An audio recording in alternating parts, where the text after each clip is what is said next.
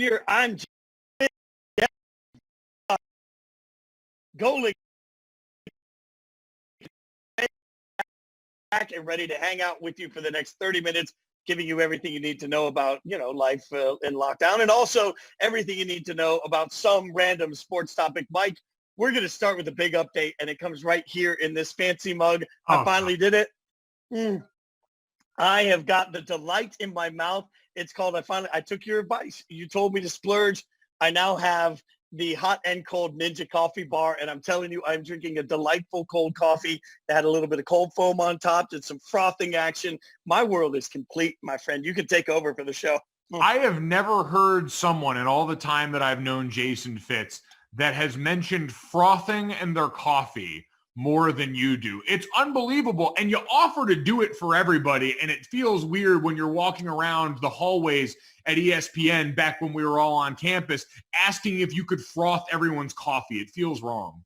Well, look, okay, so obviously, yes, I like, there's one thing, really, okay, two things, or three things that I really splurge with for myself on. But you know me, I'm notoriously cheap. So I took a long time to make the decision, and I finally the plunge. So I feel like I've really armed myself. Like this is an investment in the next year. You're eventually going to end up at my house asking me for coffee and tea advice. Yeah, you know what? That's probably not going to happen. I like where your head's at, though, trying to recruit friendship. But what I am proud of you for is engaging in the same retail therapy that I have right now. Like it's March 26th. It's Air Max Day. I might have splurged a little bit on a couple of pairs of sneakers that I don't exactly need right now. So I understand what you did. And like you said, Jason, I know you save up. I know you're a very frugal guy. And so I'm just happy that you let yourself have something that brings you joy, because right now, isn't that what we need? Like a little something to bring you joy as we sit around not sure when we're going to be allowed to hug people again, which I know is also something that means a lot to you. Yeah, you're right. And I'm interested, by the way, in your sneaker making process. To give you a quick, anybody that doesn't know how frugal I am, a quick behind the curtain of my purchase, I actually broke down how much a bag of coffee is, how many bags of coffee I would get out of the Ninja, and just tried to figure out like how much per cup I'm spending on the coffee to make sure that it's a value. So like I went deep dive on this thing, Mike. So tell me about your sneakers as you, we all know that you're a sneakerhead. Big day for you. What ugly abomination? Got like literally, yeah. All right. You know what? I got all gold sneakers. Like the Notre Dame fan in me will never die. I went like a very flashy metallic gold Air Max 90. So I only know one way: to be as loud as possible from the ankles down. Everything up is very muted. I am a reformed fat guy, a former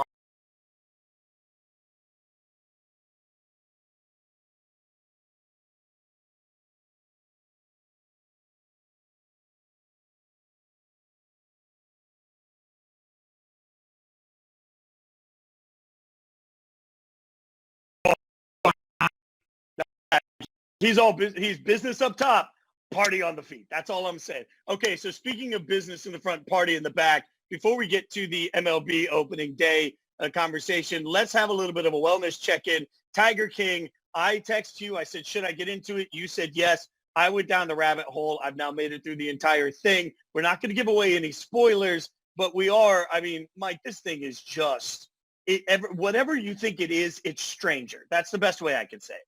I've never seen so many things put into one bag, right? Like you thought originally it was going to be a documentary about big cats. Well, then it turns out that it's actually a documentary about a rivalry between two people who just happen to own big cats. Then all of a sudden there's scandal involved. There's a bunch of different crimes involved in all of this one. There's music videos. There's video blogging. Like I had no idea all of this stuff existed in the places where, quite frankly, there were this few teeth involved.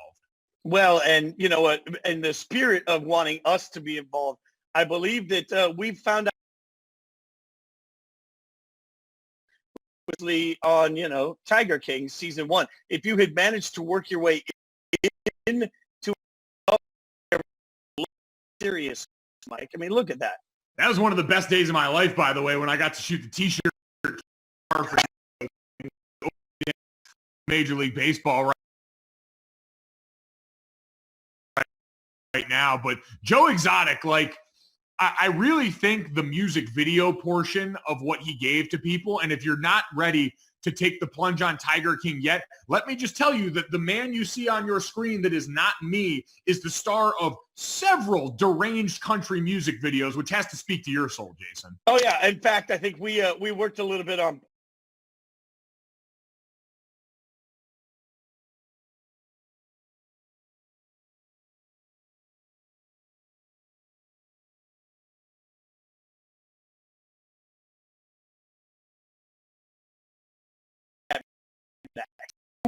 to the big cat video. We're not in the interest of giving away spoilers in this, but I think we can say one thing comfortably because a lot of people have watched this. It's I think the one universal truth we can buy into right now, Carol fed her husband to those Tigers. Oh, God, that 100%. 100%. And her new husband definitely knows it, and that's why he's so meek. Like, there's just a level of, I mean, you watch him walking around in the Tiger outfits, and you're looking at that saying, that's a man who married somebody he knows killed her previous husband. Like, for you sure. can see the look in her eyes. She's killed before, and she'll kill again. So everybody stay woke to that. Her husband got eaten by those Tigers. You know it. I know it. The collective internet has never agreed on anything the way they agree on that one point.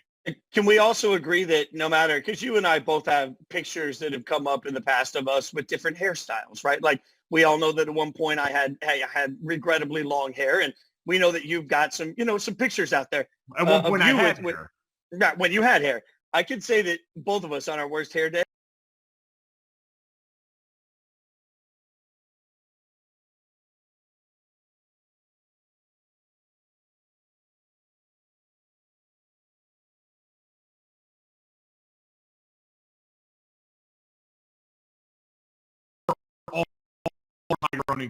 Community. this here, if I mentioned my iced coffee, oh, it's a delight. God, I hate you sometimes. Okay, well, we don't have a mute button, and sometimes I get a little frog in my throat, and I just had to wash it down with some delightful iced coffee. Okay, so Mike, there is also there's also a sports topic today, and this is something I know we talked a little bit about on First Take Your Take, which you can listen to from 1 to 3 p.m. Eastern on ESPN Radio, ESPN News. I know you guys have talked about it on Golic and Wingo, but today baseball. And, the season of Major League Baseball, for anybody, you don't have to be a mad fan of baseball to understand the power, pomp, and circumstance, the celebration that the opening day of Major League Baseball is. It's just sort of this moment that unifies everybody. It unifies America. I mean, it just feels like we all come together for this sports moment. It was supposed to be today. So it's a bit of a sad day for sports fans, Mike. It really is. This is kind of like that Friday we dealt with last week that was supposed to be the start of March Madness, where we're so used to then hunkering down in front of a bunch of TVs. Usually people are in sportsbook. Like Vegas is an absolute zoo that week, and I've been out there. But opening day is different, and I think special because it also feels like the season change, right? Like it doesn't feel really like spring or even broaching on summer until you hit opening day, because it's all that Americana just pumped into one big firework, red, white, and blue hot dog eating fiesta. Well, and you're right. Like there's this weather change that we all start to feel like, okay, baseball has started. We're now out of winter. Like somehow we've made it through it. And, it feels like it's the moment that everybody sort of opens their the fact that we're all sort of trying to be very responsible. So as a result of being responsible, we don't get opening day. Now, long-term, that's important, and we need and I keep preaching responsibility. That being said, I don't think that there's an easy answer for Major League Baseball. And, I talked to Buster Olney today on our show, and it was curious to me because even he talked about the monetary losses for baseball are so substantial that there's not going to be a point for them where they're willing to cancel this season, no matter what.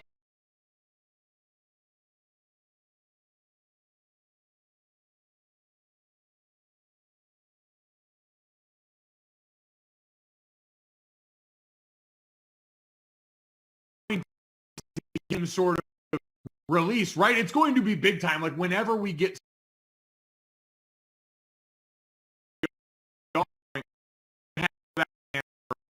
first. It's going to be a very sterile environment for a lot of reasons that we all understand. And so it's not going to be the same sort of first party of the spring and summer, big time release, like you said, coming off of all that seasonal depression in the winter. So it's going to be different no matter what. It's going to be great because we'll have it back. But I just don't think there's any way to recapture that same magic that you get at the start of it. And so Major League Baseball's got the tough task of, all right, how do we salvage any of it right now? Well, and that's where it gets interesting. Scott Boras, the super agent, had actually put out a proposal where, he had Major League Baseball season going all the way to Christmas. The World Series can be decided at Christmas. And even Buster, when I talked to him today, reiterated that they will look at the opportunity if they have to move to indoor stadiums, warm weather stadiums, go into November if they have to. So it raises an interesting, how could they, if I gave you the opportunity, Mike Golic Jr., to go in to Rob Manfred, the commissioner of Major League Baseball, and make your pitch, what's your pitch on how Major League Baseball should work this season?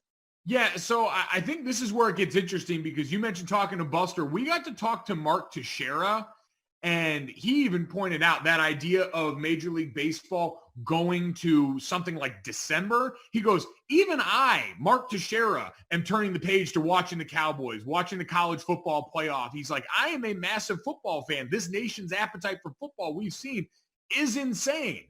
And so that's a difficult thing to compete with. So if I'm doing it, I'm making sure the cutoff is absolutely before we get to Thanksgiving. I think right around in that range is when football really hits up right now. I think as you go through the regular season, you have every game.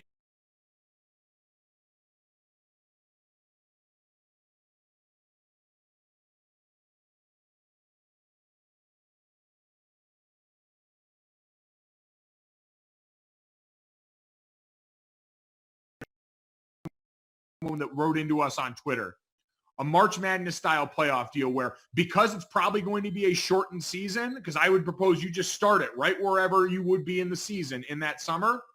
Postseason is just like March Madness, or really like the College World Series. You have everyone make the postseason. You do a bracket that starts in either late September or early October, and then you go all the way through and finish up with a neutral site world. Has been a while, but wanting to make it an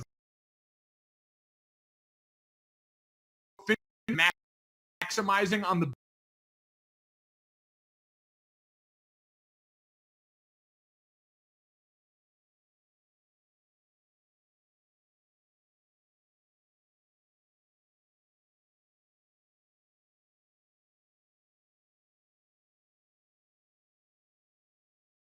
I'm all celebration, hype, and hoopla.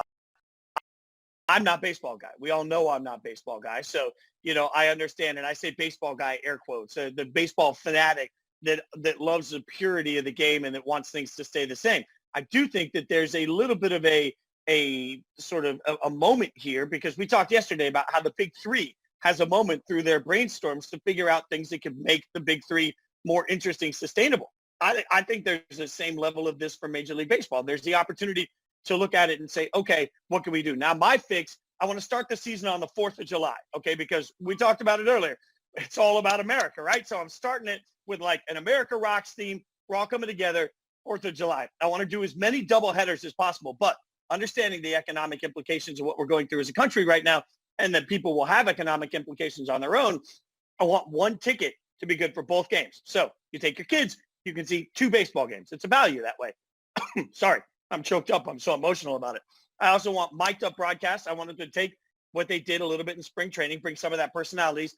And then on the weekends, I want them to televise 3 games during the summer. On Saturday, Sundays, to give me triple headers like we do in college football, like we see at times with the NFL. Give us all-day baseball with the huge markets so that we can start to see some of these stories be told, because we're going to be thirsty for sports. So give me big games all weekend, every weekend, so people can tie into the big personalities.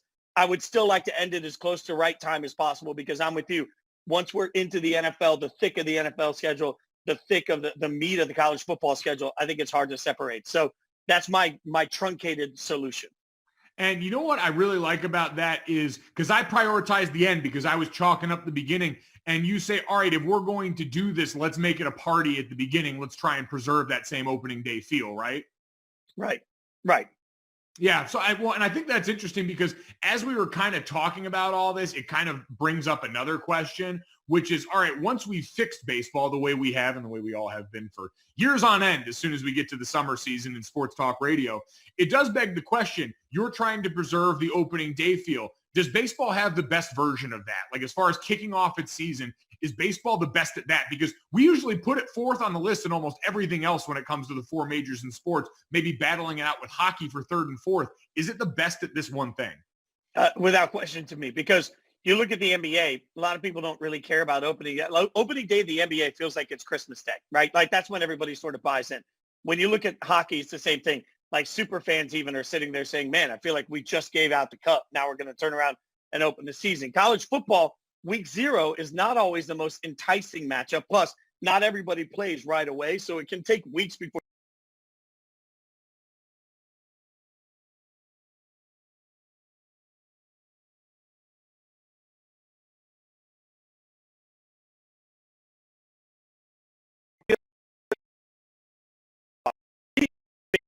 baseball sort of has its peak opening day, and then you pay attention again during the playoffs of the World Series. So for me, absolutely, baseball's opening day is the best. I think it's interesting too, this year for Major League Baseball was going to be the first time, I believe, since like the 60s or 70s where every team had played on opening day. So you were going to have, like, it's got that totality to it where everyone else is staggered. I keep going back to, I think there's something for me in seasons. I don't know if I'm exceptionally spiritual or not, but like I'll side with baseball. I'll rock with baseball as number one. The start of college football season is close for me. Now, obviously, like super biased, played college football, all that stuff. You and I work pretty closely in it. I get all that. But it's also the same way we get the hit of spring. It's that tinge of fall, man. Like I'm a reformed fat, so sweatshirt weather matters to me a great deal. When I get to pop that on for the first time, there's that bite in the air. Something just all of a sudden, guys are back on the football field. Opening weekend of college football, because there's no NFL games, usually get like a Saturday game, Sunday game, a Monday or Tuesday game. Some ways because they cherry pick some of the better matchups, and then it feels like we get a lot of junk in the first week or two of college football. So for me, because we don't get everybody the same way, and I'm with you, like college football is by far my favorite sport to cover, and I'm an NFL junkie. But for me, like as a Raiders fan, opening weekend of the NFL season is always a little lost because usually the Raiders get stuck in the late game on the Monday night doubleheader at 10:30 p.m. Eastern when everybody else has played. So you're just sitting around waiting and waiting and waiting. College football feels a little bit the same. I feel like we get a game here or a game there that wets our whistle, but we don't really hit momentum until we get into full week 1. So now I wonder if that'll be different. Like this year, I know we're getting the kickoff for Notre Dame in Dublin. I mean, there's just a special element to that, getting Dublin week 0. I mean, that feels like it has so much draw to it. That might actually eclipse all of it for me. We hope. We hope. But Mike, I'm not ready to handle anything other than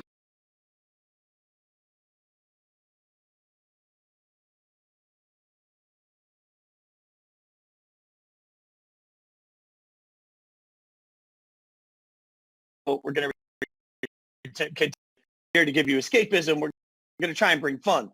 But part of the reason that we're in the situation we're in is all of these sports are canceled. And until we figure out a way to normalize whatever's happening, that's only going to continue. And it is a moment for football fans to look at and say, okay, the Olympics, and I know that's a much different world, but the Olympics aren't taking place until July and August.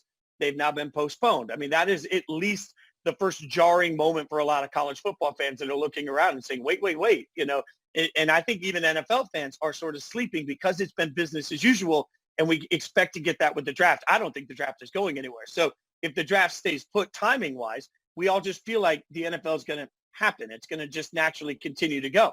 There will come a point, I think, where everybody gets a little puckered up about that too. So, you know, we have to sort of take what we have right now and look at it and appreciate it, but also understand that we may not get anything until we don't know when.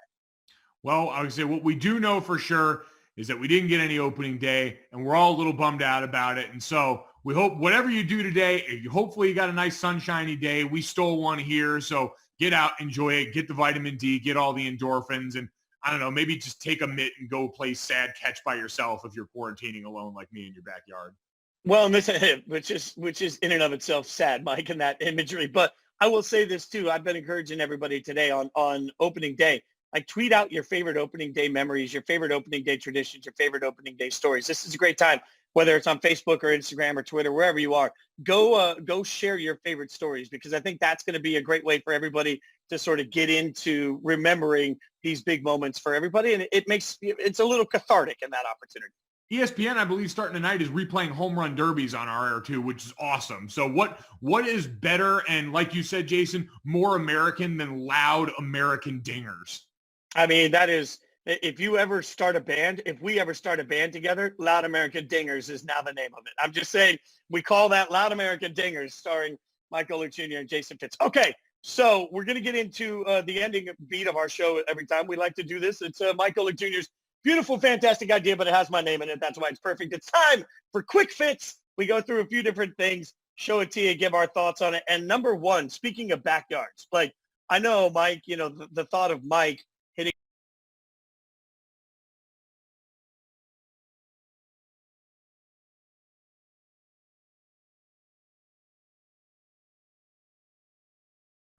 got it right. Bills and let San Diego be where they go to. Good night. I mean, the beautiful sky in the background. I am so jealous of these kids at that point. And then, the fact that, let's face it, they were dunking on a lowered rim that I probably still couldn't dunk on, only adds insult to the entire thing. I don't want you to get hurt and all that, especially if you're in Drew Brees' backyard. Although, knowing and looking at what appears to be a compound, he's probably got a great first aid station somewhere around there. I'm seeing a grill, multiple fire pits. I could do without the Purdue P, but that's, his own mistakes there. It is what it is. Can we agree that this is the nicest backyard anywhere in the country with a Purdue logo on it? Like, there's no chance. Their facility with the Purdue logo on it. Absolutely. And by the way, big shout out to Drew Brees. Him and his wife just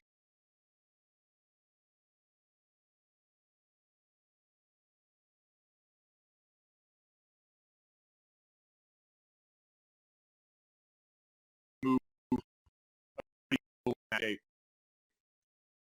An example of Drew Brees doing great things for his community, like so many athletes are doing right now. We've been trying to highlight them. So, speaking of moments that we can highlight, look, we're going to go back to, everybody's got their eye on, we all know at this point, we all know that everybody's got their eye on Tiger King. But Mike, you had an interesting premise on Tiger King of really who was missing as the perfect guest star. Well, you know what? Listen, so we saw this on Instagram today. It was pretty wild.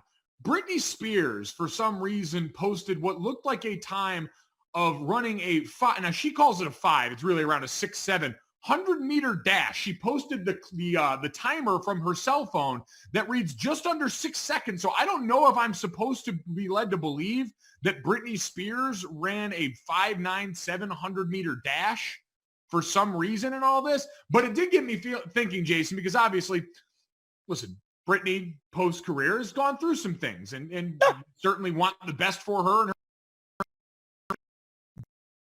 like doing things like this seems very in touch. Like, I could see her just waltzing through the background of Tiger King.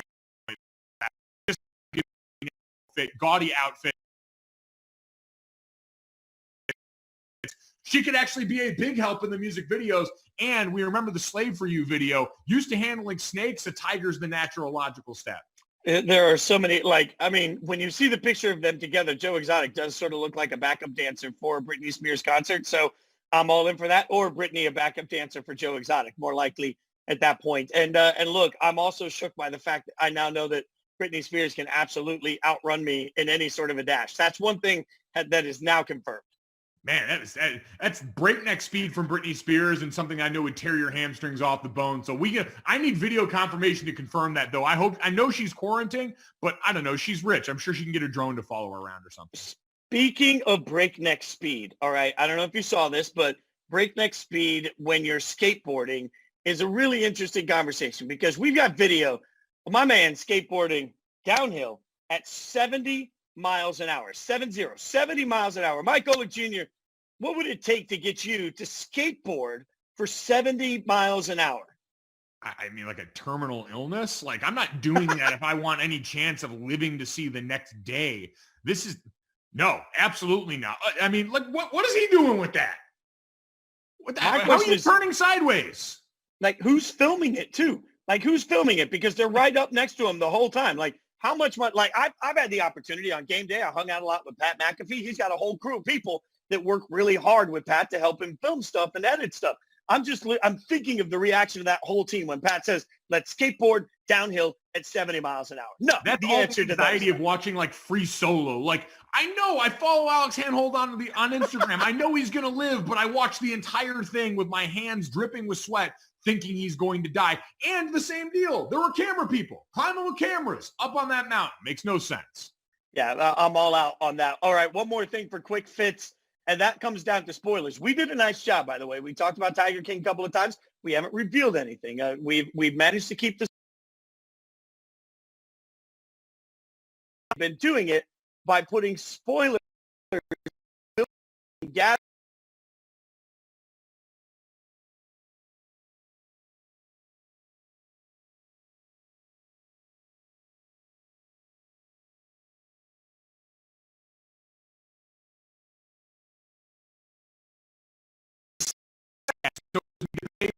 We show what Netflix should do. And as we look forward, the whole theme of the show today has been creative solutions. And what more creative solution to get people to stay the bleep inside than to threaten them with the one thing that we all hold dear right now, our Netflix and the content that we crave inside of it. So stay inside so Netflix doesn't have to resort to these rash kind of behaviors. Especially because so many people right now are going back and they actually missed a long time ago. Like, this is where you got to keep your head buried. All right, you got to be careful when you get on Twitter. Like, it's hard for me. There are times that I want to look people up on these shows that I'm watching, but I realize I can't do it because if I type the wrong thing in, man, I might suddenly find out. Like, I got wrapped into Next in Fashion. I got wrapped into that on Netflix. And I'm watching all these different designers. They're kicking butt, and I want to look up and see who's doing what and where they're from. But I realize I can't because if I do, I'm going to find out who won. These are the dilemmas that we have, Mike.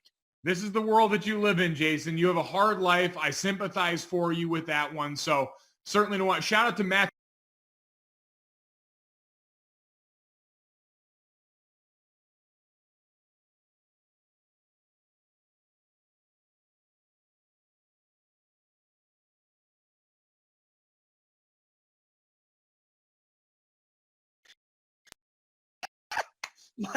Mike has never been more disappointed in me.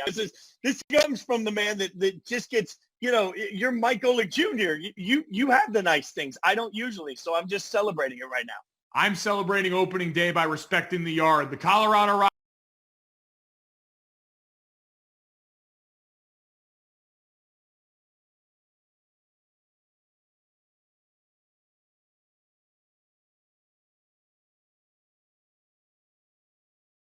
That at the beginning, man. Moments of my life, I'm going to beg, borrow, and steal my way back into there again. You can believe that. Well, if there's anything I can also believe, it's that Mike and I will be back tomorrow.